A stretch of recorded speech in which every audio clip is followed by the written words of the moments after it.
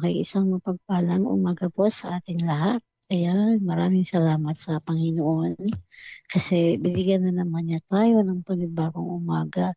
Ginising na naman niya tayo, 'di ba? Kumbaga panibagong buhay na naman po ito para sa bawat isa sa atin. At siyempre, bukod pa diyan, binigyan na naman niya tayo ng privilege para makinig ng kanyang banal na salita. Kaya talagang, ah magandang almusal ito para sa atin, 'di ba? Kumbaga makakakain muli ang ating espirituwal. Bukod sa paggising ng maaga na ibinigay niya sa atin, may pagkaing espirituwal pa tayo. Kaya ngayon, shout out po sa mga nakikinig at sa mga nakikinig din sa ating YouTube channel. Shout out po sa mga gusto pa pong mag-subscribe. Pwede niyo pong i-subscribe ang ating YouTube channel na CDCM Reunited the Enlightened Ones, kung saan mapapakinggan po natin ang lahat ng iba't ibang programa ng CDCM. At hindi lang yon, maaari pa tayong matuto, maaari pa nating maisapamuhay ang lahat ng mga banal na salita na maipapahayag ng ating grupong CDCM Reunited. Ayan. Salamat din po sa mga nakiisa sa ating anniversary kahapon. Sobrang nakaka-bless at masaya. Bagamat medyo busy ako kahapon, pero masaya rin ako na kahit saglit ako po ay nakadalo. So yan, atin na pong simulan ang ating gawain ngayong umagang ito. Um, tinatawagan ko po si Sister Gemaline para po sa ating opening song at susundan po ng opening prayer ng inyong lingkod.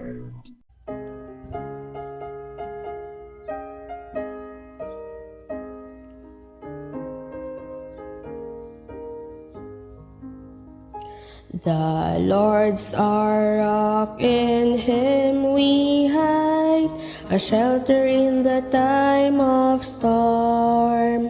Secure whatever I'll betide, a shelter in the time of storm. Oh, Jesus is a rock in a weary land, a weary land, a weary land. Oh, Jesus is a rock in a weary land, a shelter in the time of storm.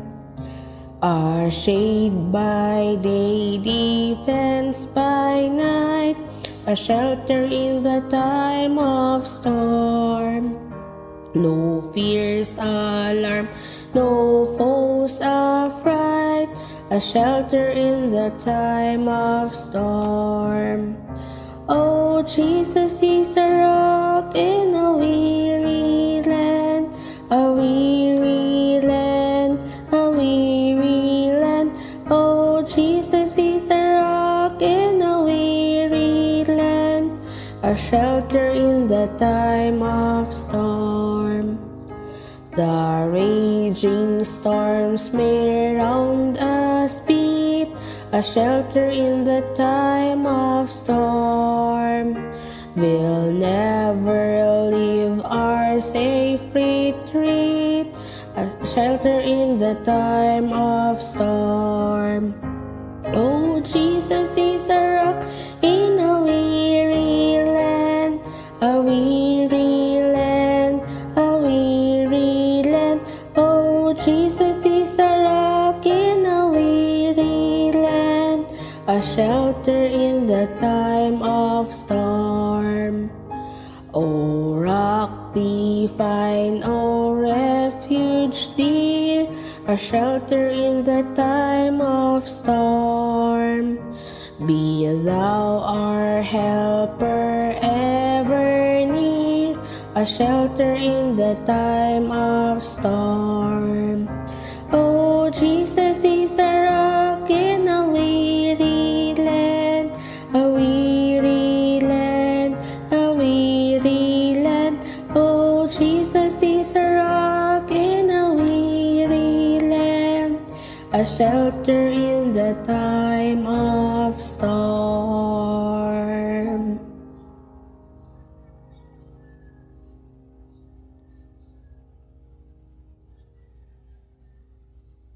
Dakilang Diyos na makapangyarihan sa lahat.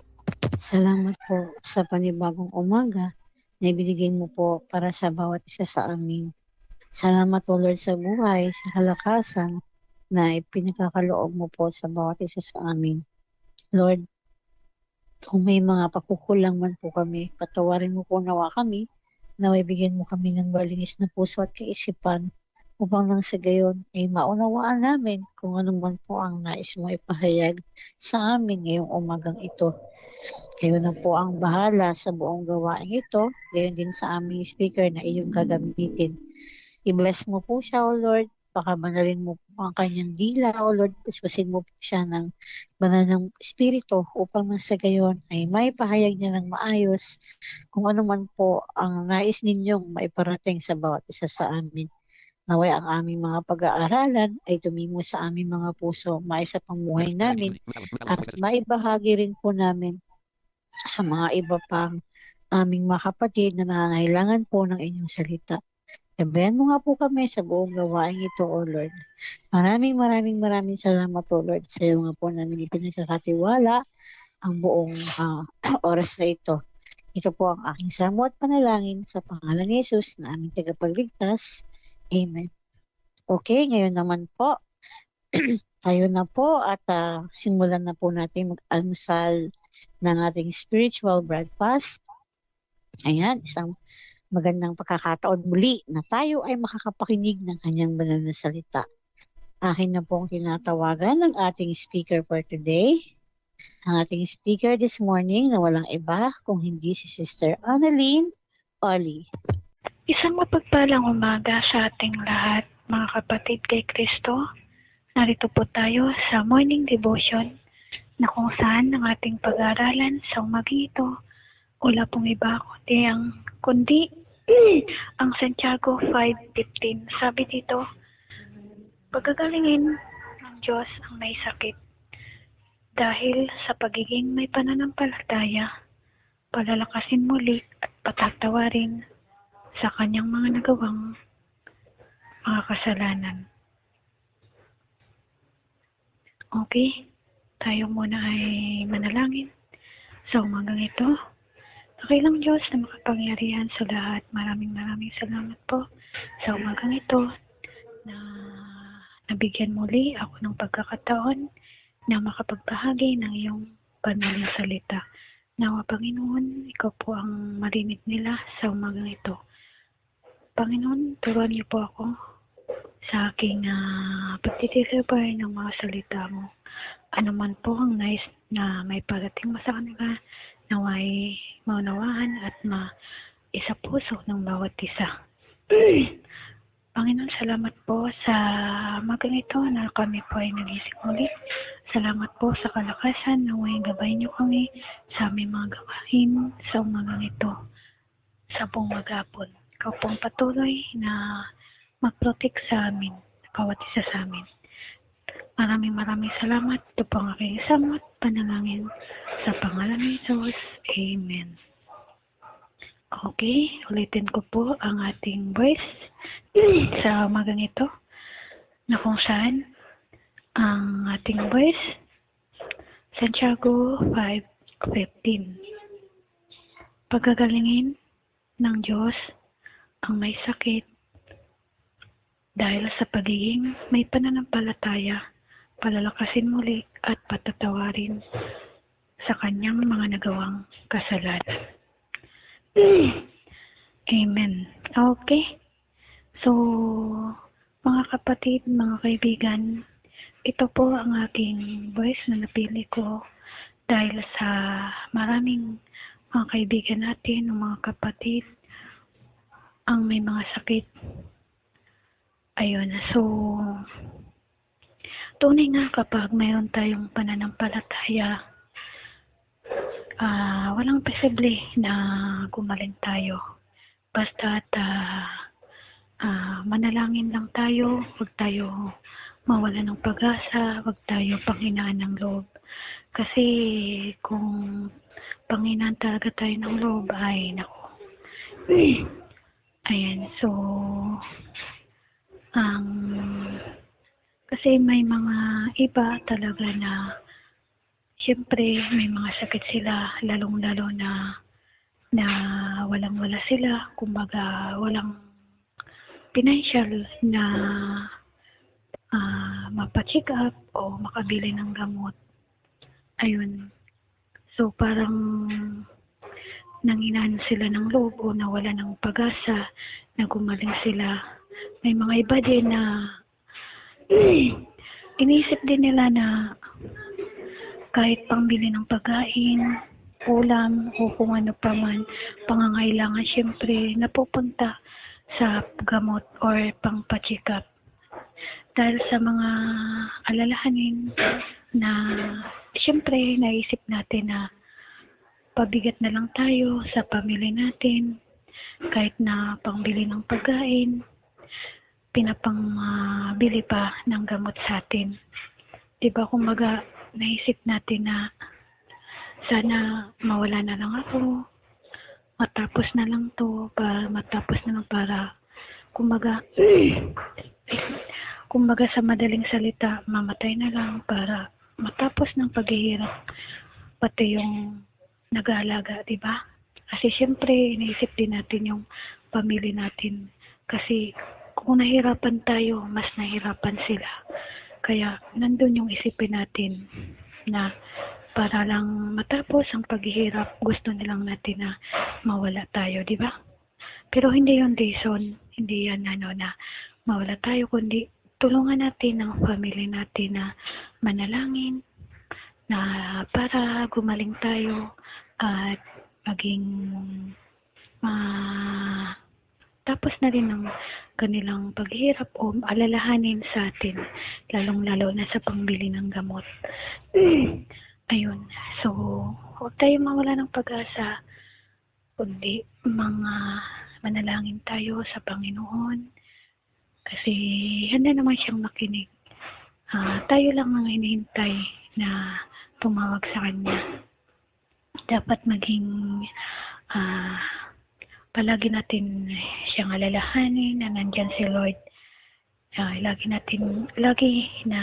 natin isipin na nandyan si Lord sa atin, na handang gumabay at magpagaling sa atin. Mayroon tayong mga doktor, pero iba pa rin kapag si Lord ang lapitan natin. Walang makakaigit sa Kanya. Sa lahat na karamdaman natin, anumang bagay o sa anumang suliranan natin, basta't may pananampalataya tayo, malalampasan natin yon sa tulong ng mahal na Panginoon. So, at yun, palalakasin tayo muli at syempre patatawarin tayo sa ating mga nagawang kasalanan, hayag man yun o lihim. Sabi nga, walang sekreto sa pagdating sa Panginoon. Ganyan tayo kamahal ng Panginoon kahit na gaano tayo makasalanan, pero nandyan siya, handang-handa magpatawad. Kaya yun mga kapatid, sabi ko lang sa inyo, lagi kayong manalangin, lagi nyo isipin na nandyan si Lord na magpapagaling sa atin. Huwag natin isipin na pabigat tayo sa family natin, na kumbaga tulungan natin sila para gumaling tayo. Dapat tayo yung gumawa ng paraan na kung paano tayo gumaling. So, yun.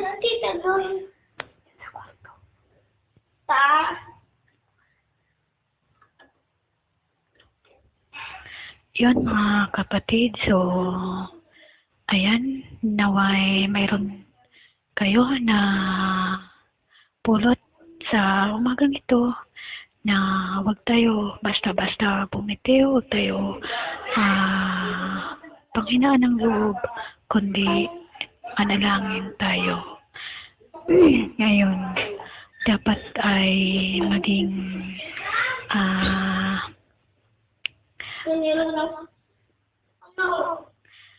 so, ayun, yun lang po ang may share ko sa umagang ito. nawa ay ah, may share din natin sa ating mga kapatid ang ating mapakinggan sa umagang ito. So, ayun, maraming salamat po sa umagang ito. Tayo po ay manalangin. Lord, maraming salamat po sa umagang ito na naibahagi ko ang iyong salita. Ang nais mo may parating sa ating mga kaibigan o mga kapatid, naway pagalingin mo lahat ng may mga karamdaman sa umagang ito. Hipuin mo po sila at naway ipuno po sila ng iyong mga kamay. Patawarin niyo po kami sa aming mga nagawang mga kasalanan.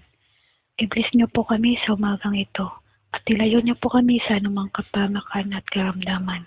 Ikaw po, Panginoon, ang patuloy na manguna sa aming mga buhay. Ano man po mga gawain namin sa maghapon ito, ikaw po ang patuloy na gabay sa amin o nakaprotekta sa amin. Maraming salamat. Ito po ang aking samot panalangin sa pangalan ni Jesus. Amen. Amen. Amen, amen. Maraming salamat, O Lord, sa panibagong muli na aral na ibinigay sa atin.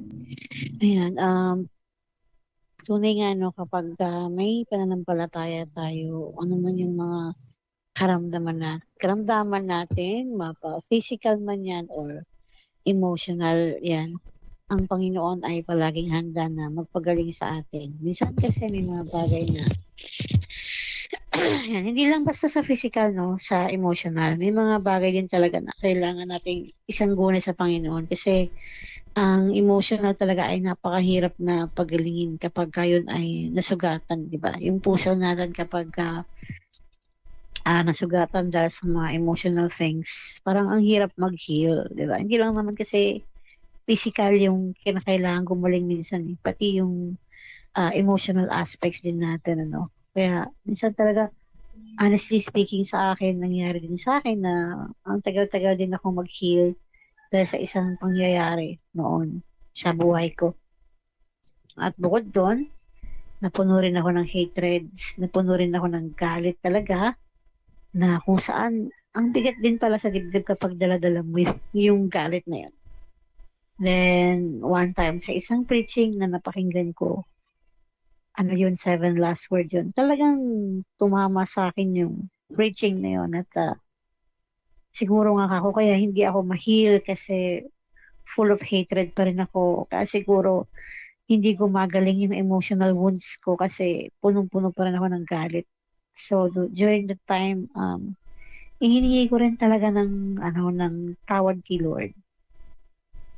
Lord, sabi ko, kung ganyan na po ba kabigat yung kasalanan ko dahil sa mga hatred na pinangahawakan ko, patawarin mo ako. Natulungan mo rin ako kung paano rin ako makakapagpatawad dun sa tao na nagawa sa akin ng ganung bagay. And honestly, kailan lang may nangyari namang ganun. Sobrang sakit kasi mahalagang tao rin sa akin yung gumawa ng bagay na ganun. Pangalawang pagkakataon na naibigay ko sa kanya para maging maayos kami, pero instead na maging maayos kami, gumawa na naman siya ng isang bagay na ikasusugat ko ulit. Yun. Kaya parang, again, another emotional wounds na naman. Pero, as of now, medyo kalmado na ako, unlike before na talagang full of hatred ako. Sabi ko, Lord, kayo na po yung bahala kasi ang ayoko na po na magkim-kim ng kung ano-ano kasi gusto ko maging maayos lang yung buhay, di ba? Kahit nasabihin mo mahirap yung buhay natin, yung wala tayong kinikim-kim na kahit ano, yung maayos lang yung buhay natin, yung chill lang, relax lang, di ba? Yun yung gusto ko mangyari. Though, sometimes naiisip ko pa rin yung emotional wounds na nilikha niya sa pangalawang pagkakataon. Pero, di ba, sabi niya, kung may pananampalataya tayo, alam ko pagagalingin din ni Lord kung ano man yung nararamdaman natin sa ngayon. siguro as of now, hintayin ko rin na mag-heal ako. Mag-heal lang yung emotional ko pa. Sa ngayon, okay lang naman. Though, syempre, masama yung loob ko. Pero ayoko nang magkimkim ng hatred kagaya before. Sabi ko nga, sa Diyos ko na ipinagkakatiwala lahat kasi kung magkikimkim na naman ako ng hatred, magiging isang parang tinik na naman sa dibdib ko na magpapabigat sa akin yung bagay na yun. Kaya, yung Lord na yung bahalang magpagaling ng sugat na nilikha niya sa akin. Kung ano man yun, ang Lord ng bahalang magpagaling. Hindi lang ng physical aspect ko, pati na rin ng spiritual and emotional aspects ng buhay ko. Yun. Basta may pananampalataya tayong lahat. Ano man yung nararamdaman natin, physically, emotionally, ang Lord ay magpapagaling sa atin. Basta handa rin nating pagsisihan yung mga kasalanan natin, di ba? Basta handa rin tayong sumuko sa Kanya, handa rin nating i-surrender yung buhay natin sa Kanya at i-offer yung buhay natin to serve Him, di ba? Kaya, keep on faith lang. At syempre, keep on praying pa din dahil ang panalangin yung pinaka-powerful weapon na magagamit natin na sandata sa lahat ng uri ng karamdaman, pagsubok man, o ano man yan na aspekto ng buhay natin. So, yun. Para po sa ating mga prayer concerns, kung may mga kahilingan din kayo, may mga prayer requests kayo na gusto nyong ipapray, mangyari lamang po na kayo po ay mag-comment sa ating YouTube channel kung ano man yan at babasahin po natin yan upang maipanalangin po natin. Ayan. So sa ating mga prayer concerns, tinatawagan ko po si Brother Joseph. Ayan, Brother Joseph, para po sa ating prayer concern. Magandang oras about isa sa ating mga kapatid kay Kristo. Nagpapasalamat po tayo sa Panginoon sa kanyang salita nating napainggan. At totoo nga po na kagalingan ay nanggagaling sa pananampalataya. Kung mayroong pananampalataya, mayroong kagalingan. Spiritual, emotional, physical. Ngayon po ay tayo po ay magpaumbaba sa Diyos, tayo po ay humiling sa Kanya, tayo po ay magbigay ng pugay sa Kanya. Ating ibigay ang ating pagpupugay sa Kanya sa pamamagitan ng pagpakumbaba at paghihiling. So tulad nga ng dati nating mga pinapanalangin, ang ating mga churches na kinaroonan or anumang churches na nandito sa Philippines, ibang bansa o anong pa mga churches yan na talagang nagtataguyod ng isang unity and have a Christianity life. Truthful Christianity life. Panalangin natin sila anumang denominasyon, anumang sekta, ang kanilang kinabibilangan. Panalangin natin na nawa ang pagkakaisa ang meron. At siyempre, huwag natin kalimutan ang CDCM United, officers, members, may panalangin. Yung mga ating government, panalangin rin natin na nawa ang Panginoon ang siyang gumabay at tumulong sa ating government mula sa pinakamataas hanggang sa pinakamaba. So, ang mga tao na nandiyan sa mga lansangan, patuloy nating ipanalangin na nawan ang Diyos ang siyang tumulong sa kanila at gumabay sa kanila. So, ito yung mga major na prayers natin. At kung mayroon kayong prayer request, maaari lang na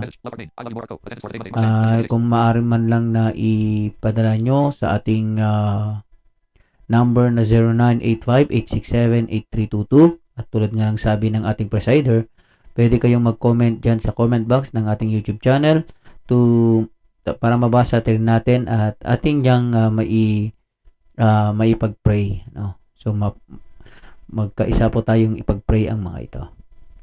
Ayan. So, sige po. Tayo na po ay manalangin. Panginoong Diyos na makapangyarihan sa lahat, maraming salamat sa iyong salita naming napainggan. Maraming salamat sa walang hanggang pag-ibig mo. Thank you, Lord, for your goodness, for your love. Thank you for giving us the opportunity to serve you into our life, Lord God. Lord, thank you for giving the opportunity for us na ikaw ang gumabay, Panginoon. At ngayon po ay kami po ay napapakumbaba Amin pong pinapanalangin na ikaw ang gumabay sa mga prayer request naming ang aming mga prayer concern na ito, Lord God. We are praying for the churches na nagtataguyod po ng yung gawain, Lord God. Nagkakalat ng yung mga salita. We are praying for them, Lord God, that whatever sect, whatever denomination that we have, Lord God, in these churches, nawa ang pagkakaisa, nawa ng talagang pagsisilbi sa iyo ang siyang maghari, Lord God, sa puso ng bawat isa. Nawa ang pagkakalat ng iyong salita, ang iyong totoong salita, ang naway maispahayag nila, Lord God. Lord, the salvation, the doctrine of salvation, nawa ang talagang ma-share nila kung paano mamuhay ang isang Kristiyano na matiwasay, kung paano mamuhay ang isang na-save na Panginoon. Lord, ikaw ang tumulong sa mga churches na ito. Hayaan mo na hindi nawa ang kapangyarihan, hindi ang famousness or kasikatan ang siyang inahangad. Hindi magparami ng members ang kanilang hinahangad, kundi magparami ng kanilang magparami ng mga espiritu, magparami ng spiritual saves, Lord God. Lord, napatungo sa iyo. Ikaw ang tumulong sa mga churches na ito. Ikaw ang gumabay sa kanila. Hayaan mo na tumimo ang mga salita mo sa mga puso ng mga namumuno dito. Thank you, Lord. Thank you, Lord. Ganon din ang aming mga missionaries out there, Lord God. They are preaching your word all over the world. They are doing what you are telling into your word in Matthew 28:19-20, Lord God. Lord, they are sacrificing their life. They are sacrificing their time, Lord God. Nawa, tulungan mo po sila, Panginoon. Gabayan mo po sila sa kanilang mga lakbayin, Panginoon, sa kanilang mga pagtuturo, Panginoon. Bigyan mo po sila ng kalakasan. Bigyan mo po sila ng kakayahan na mas lalong maitaguyod ang mga ito, Panginoon. Hayaan mo, Panginoon, na ikaw ang gumabay at tumulong sa kanila. The time that they are facing dismayed, lift up there, Lord God. Lift up them and give them encourage to continue to go on, Lord God. Lord, maraming salamat. Ikaw pong siya mag-provide ng kanilang mga pangangailangan financially, Lord God, sa kanilang mga ginagawa. Lord, thank you. Thank you, Lord. Ikaw ang siyang mag-bless sa mga missionaries na ito at ikaw ang tumulong sa kanila at ikaw magproteksyon sa kanilang mga buhay. Hallelujah. Hallelujah. We are praying also ang CDCM United, kaming mga officers na nagtataguyod ng mga gawain na ito. Tulungan mo po kami, bigyan mo po kami ng kalakasan upang aming makayanan ang lahat ng ito, Panginoon. We can't do nothing, Lord God, without your help. We can't do nothing without your kung wala ang tulong mo sa amin. Ikaw ang gumabay at tumulong. Ikaw ang siyang palakas sa amin, Lord God. Ikaw ang magbigay ng tulong sa amin upang makayanan namin ang lahat ng ito, Panginoon. Tulad ng sabi namin, Lord God, we can't do nothing without your help. We can't do nothing, Lord God. Because you're the one, ikaw lang ang Diyos na di nagmamaliw. Ikaw ang Diyos na di walang hanggan, Lord God. Lord, help us and tulungan mo po kami, Panginoon. Ikaw ang siyang gumabay sa amin, ikaw ang siyang tumulong sa amin. Ikaw nawa ang may taas sa aming mga buhay. At lahat ng papurit pagsamba ay aming inaalay sa iyo, Panginoon. Hallelujah. Hallelujah.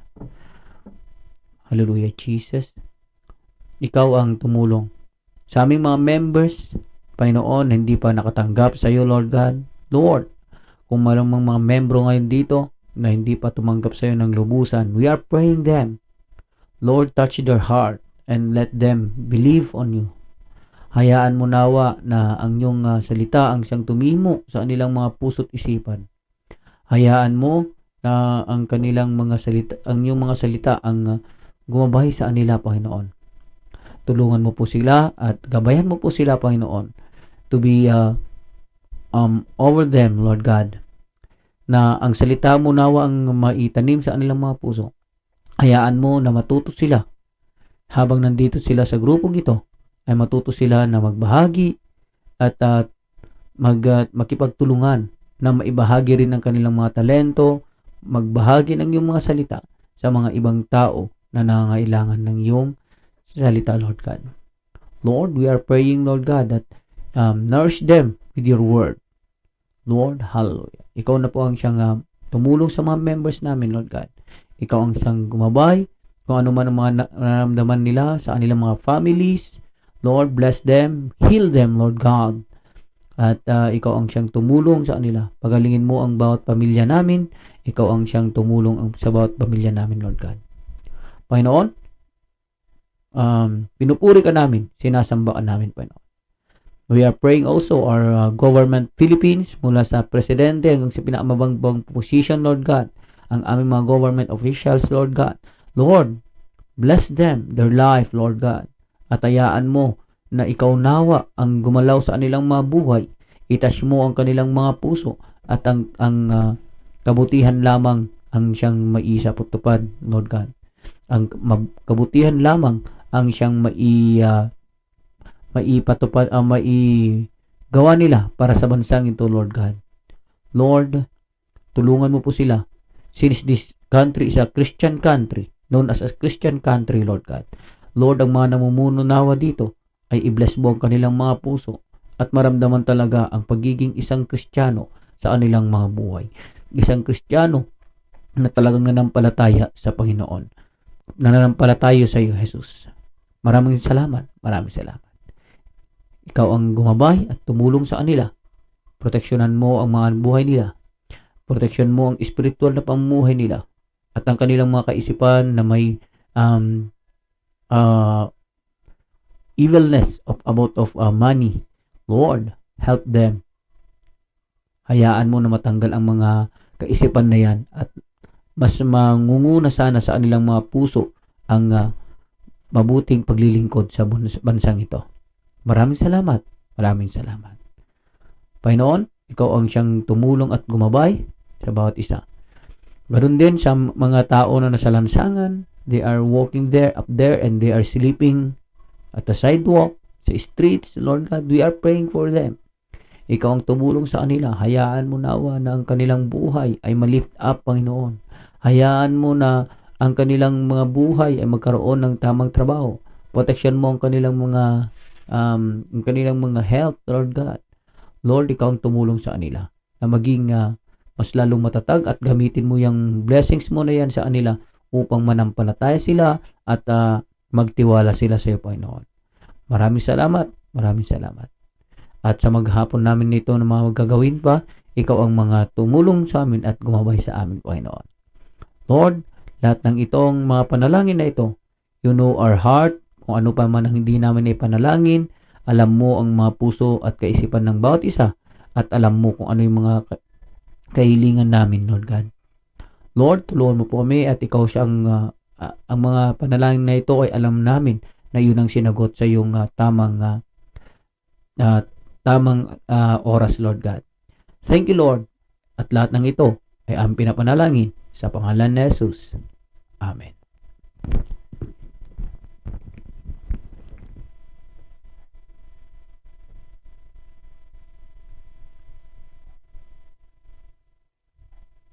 Ayan. Maraming salamat, Brother Joseph, sa pag-pray para sa ating prayer concern. Ayan.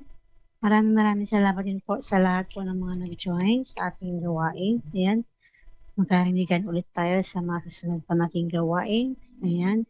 At yun, sa mga hindi pa po subscribe muli sa ating YouTube channel, pwede po kayong mag-subscribe sa ating YouTube channel na CDCM Reunited The Enlightened Ones, na kung saan mapapakinggan po natin ang iba't ibang program po ng ating grupo. And then, so, ako po ang inyong naging presider, Sister Stacia Lag. At ayun, tinatawagan ko na rin po si Sister Baby Joy para sa ating closing song at susundan po ng closing prayer ni Brother Joseph.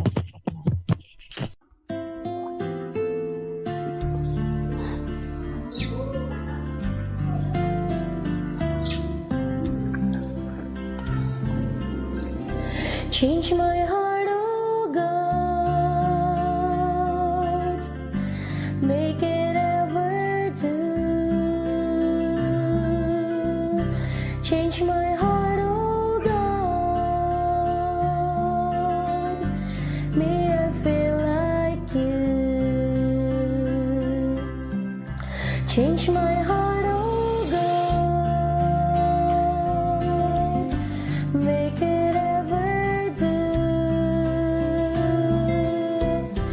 change my heart, oh God,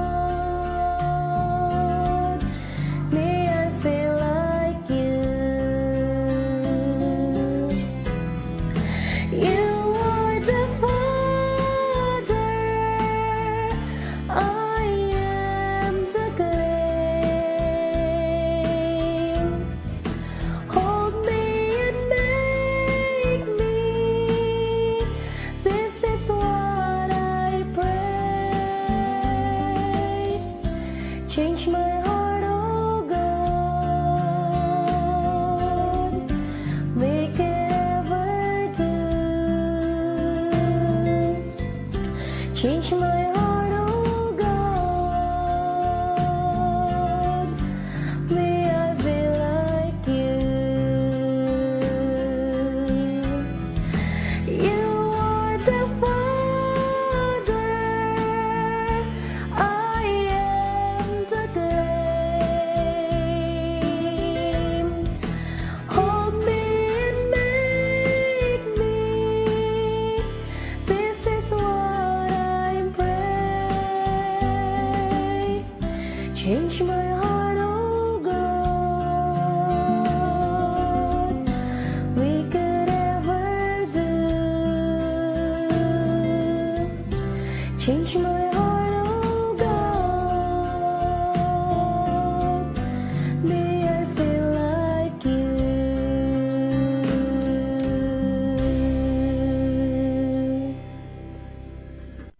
Tayong muli ay manalangin. Maraming salamat, O Diyos, sa iyong kabutihan sa aming mga buhay. Maraming salamat sa iyong walang paghanggang pag-ibig sa amin. Lord, you are the potter, we are the clay. Thank you, Jesus, for making us, Lord God, as your clay. Thank you for molding us, Lord God, molding us in a good purpose, Lord God, in this earth. Thank you, Jesus, for all you have done to our life. Maraming salamat.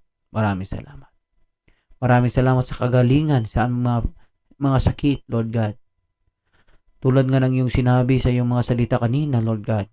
Maraming salamat pagkat nandyan ka para sa amin. And Lord, we are praying, ikaw siyang gumabay sa amin sa maghapong ito. Lahat ng aming mga gagawin ay ikaw ang siyang tumulong at gumabay sa amin. Hayaan mo ng iyong presensya ang gumabay at tumulong sa amin. At lahat ng aming mga gagawin ay iyo kuming i-bless, Panginoon. Lord, the patience, ang pagiging matyaga ay iyong itanim sa aming isipan at puso upang itong aming magawa ito at hindi kami ma-bored, hindi kami madali sa aming mga gagawin. Panginoon, itanim mo po sa puso namin ang isang gawain ng isang nanampalataya sa iyo, Panginoon. Na sa iyo lamang pinagkakatiwala ang lahat ng ito, Lord God. Maraming salamat. Ikaw na ang gumabay sa bawat isa sa amin sa maghapong ito. Kung may mga taong may karamdaman, pinapanalaan namin na ikaw ang mag-heal sa kanila, Lord God. Ikaw ang magpagaling sa kanila, Lord God. Palakasin mo po ang kanilang pisikal na pangatawan. Kaya Lord, pinagkakatiwalaan namin ang lahat ng ito. Wala kaming ibang mapagkakatiwalaan kundi ikaw lamang. At ang mga salita mong aming napakinggan mula sa aming tagapagsalita kanina, hayaan mo na tumimo sa aming mga puso ang mga salitang ito. magbunga ng libo-libo at ma-share namin sa ibang mga tao. Maraming salamat. Purihin ka. Dakilain ka. Sa pangalan ni Jesus, ito pa ang aming panalangin. Amen.